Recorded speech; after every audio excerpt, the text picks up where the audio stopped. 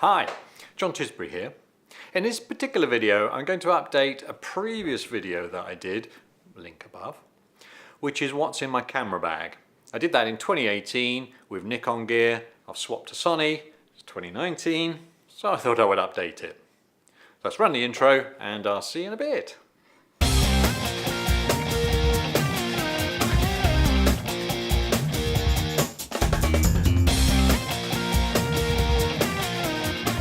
So hi, welcome back. This is a update video, as I mentioned in the intro, updating a previous video that I'd done around what's in my camera bag, which I'd done in 2018, sort of the middle of 2018. And at that time I was shooting exclusively Nikon gear and had the sort of holy trinity of the three lenses, and took you through all of those particular lenses.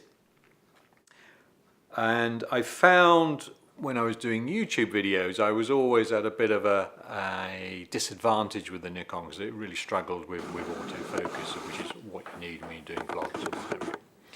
So I upgraded towards the mid to last quarter of 2018 to the Sony, the A7 range, and been so pleased with them. It's the best decision I made.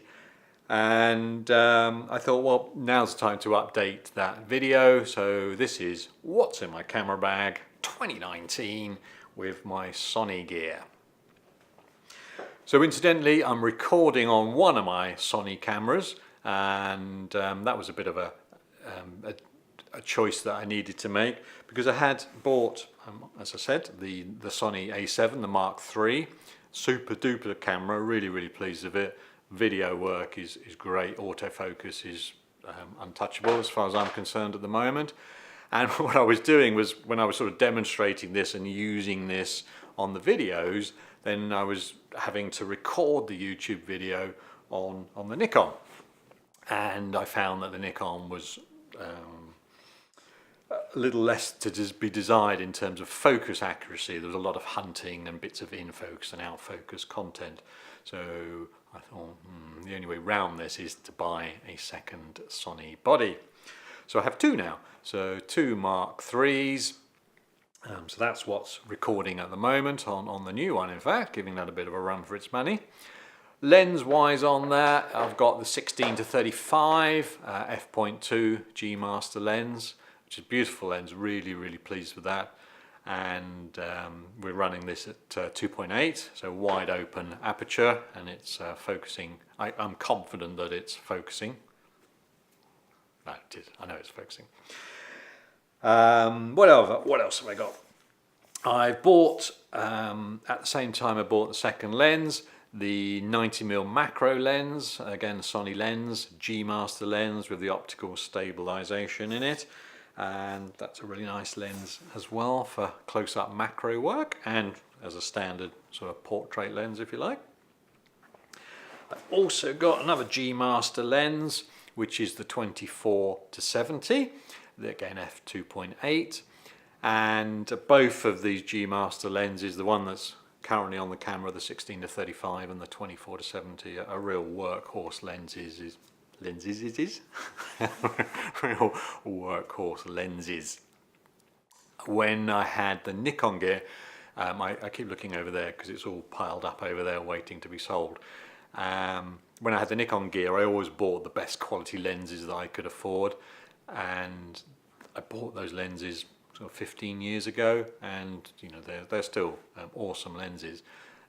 For stills work, but not up to the camera body, and the lenses aren't up to video work, which is predominantly what I do now. What else have I got? Oh yes, there's this little diddy chap. This is a 28mm f2 Sony lens, FE lens, and I bought this because A, it's compact. It is a really short, small lens, and it's ideal for sort of lightweight work when you want to put it on a gimbal, for instance, whereas the heavier lenses struggle a bit with a gimbal, or the gimbal struggles a bit with the heavier weight lenses, is probably more accurate. So I generally use this one when I'm doing vlogging to camera, piece to camera. So that's it on my lenses. Very happy with those. I've got things like sort of spare batteries as well. Always buy an extra spare battery so I can rotate round as I'm using them. The other gap that I then had in my equipment was flash. Previously with the Nikon, I'd had the SB800s, 2 of those, and they obviously didn't work with the Nikon. So I bought, with Sony even, they work with the Nikon, but they didn't work with Sony. So I bought 2 Sony flashes.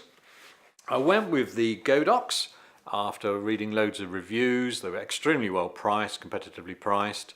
These are the V860s, the Mark IIs. Very, very pleased with those and what I've used them for. I use them a lot for outdoor location shoots, so wireless triggering a flash on a camera light stand, or flash light stand off to the side, and they've worked really, really well. And that, coupled with the new Godox X Pro wireless flash trigger, has been really, really useful as well. And I love this. This is just so simple to use in terms of the interface, and getting each individual flash to do what you want it to do. So yeah, really pleased with that little setup. Probably the only other thing to chat about is the little device here, the Verbalometer. I can never say that word. The Sony doesn't have that built in, unlike the Nikons, which do. So I bought a nice cheap one, just in case I need to use it. By and large, I haven't used it too much, to be honest, because I've used the iFootage equipment, and that's got built-in Verbalometer. Verbalometer built into the app, so I tend to use that over the little handheld device there. But I thought for 15 quid, it was worth getting and having it in the camera bag, just in case. Looking down to see if there's anything else. There's sort of batteries and cleaning cloths and, you know, general sort of stuff. I've got leaf filter holders and you know, adapter rings, those kind of things, and ND filters and, you know, general sort of stuff. But they're the main things. So the Sony gear is really what the video is about. So that's it. I hope you found that useful. If you have, then give it a thumbs up or thumbs down.